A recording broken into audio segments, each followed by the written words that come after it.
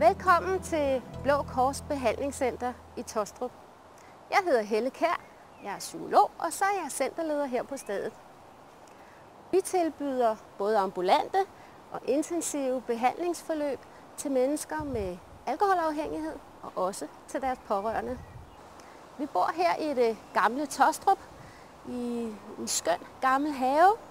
Kom indenfor og se, hvordan vi bor. Det er Blå Kors Behandlingscenter.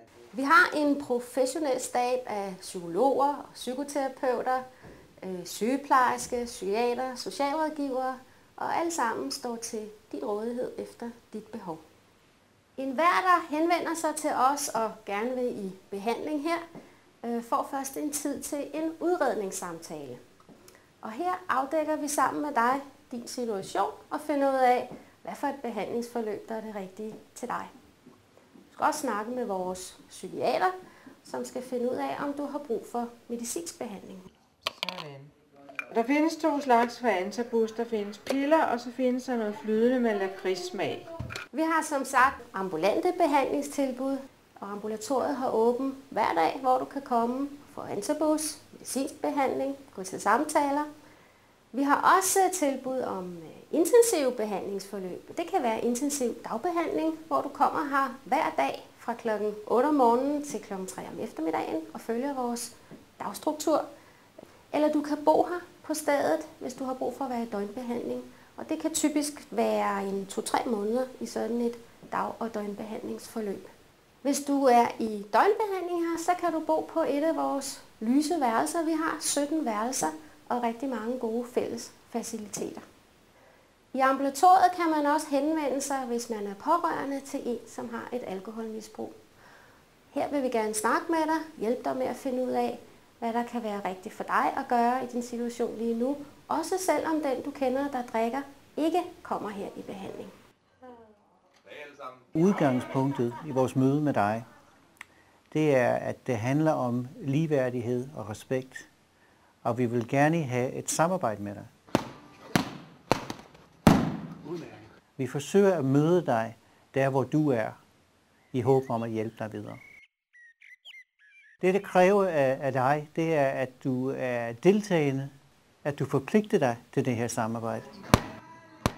Det er min erfaring, at når man er alkoholmisbruger, så har man en psykologisk beredskab, som gør, at man skjuler virkeligheden for sig selv. Man fornægter oplevelser og fortrænger ubehagelige oplevelser. På en måde kan man sige, at man går med skyklapper på. Og i behandling, så i et samarbejde, så hjælper vi dig til at få hænderne ned, så du kan se virkeligheden, som det er. Og så tager du stilling til det. Jeg har været rigtig glad for at starte herude, og det har været en rigtig god start til en vending i mit liv, efter at have levet mange år som alkoholmisbruger. I fritiden er der mulighed for at spille noget billard, og der er bordtennis, og vi har 2 gange om ugen hallen til rådighed, hvor vi kan gå og spille noget badminton.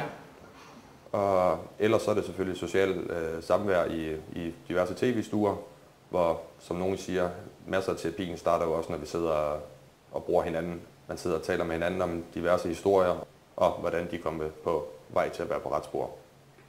I mit eget tilfælde gik jeg og tumlede lidt med det i et par måneder, samtidig med at jeg stadig drak. Man kunne godt se, at det ikke bare noget fornuftigt med sig, og jeg kunne mærke det på mit helbred også. Og så tog jeg endelig beslutningen til kontakt til kommunen, og efter en 14-dages tid var det hele bevilget, og flyttede jeg ind herude. Som sagt kræver det, at man er afklaret, inden man kommer herud, og tit er ens misbrug jo værre, end det man selv tror, det er. Der er ingen grund til at holde noget skjult. Det er få lagt alle kortene på bordet og suge alt det til dig i terapien og i de andre omgivelser, du kan komme til. Vejrudsigten, ja, den er jo ikke for god. De har jo lovet regn og blæst, så vi skal have jakker på, når vi skal ud. Vi starter hver morgen med at have et morgenmøde med en morgensang, og en medarbejder oplæser dagens tekst. På morgenmødet aftaler man dagens program og fordeler diverse praktiske opgaver imellem sig. Her på Blå Kors Behandlingscenter lægger vi meget vægt på at prøve at inspirere til en sund livsstil. Vi motionerer hver eneste dag, og alle brugere får udarbejdet et personligt træningsprogram, som man kan køre igennem i vores motionscenter. Vi lægger også vægt på en sund kost, og vi serverer en flot og lækker frokostbuffet hver dag til frokost. Her på behandlingscentret har vi 15 frivillige, som er tidligere brugere. Den ene gruppe er i caféen og tager imod nye brugere, og det er så vældig godt for de nye brugere at møde nogen, som har været igennem selv. Så har vi nogle frivillige på forkontoret, og det er dem, der sørger for, at telefonerne bliver taget, at man bliver taget vel imod, når man kommer ind ad døren. Så har vi de praksisfrivillige, de sørger for alt det andet. Udover dem, så har vi også nogle i jobtræning, som måske ikke helt føler sig parat til at komme ud på arbejdsmarkedet, men er på vej derud, men har en mellemstation i tryghed hos os.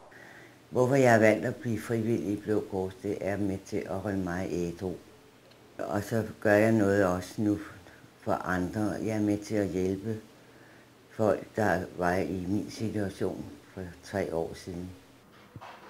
Christian, jeg har Bjarne frivillig i telefonen. Har tid? Godt.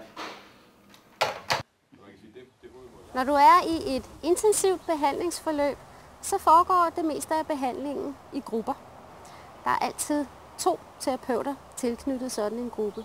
Den ene skulle hedde alkohol, helt selvstændigt for sig selv, som et element i dit liv, som du skal forholde dig til.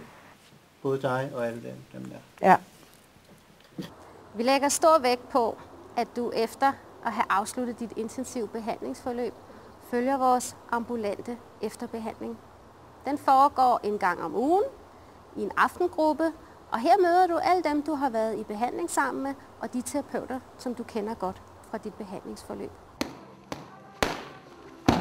Vores behandling er en helhedsbehandling, og det vil sige, at vi sætter fokus på hele mennesket, hele familien og det gode liv. Et alkoholmisbrug påvirker nemlig alle familiens medlemmer.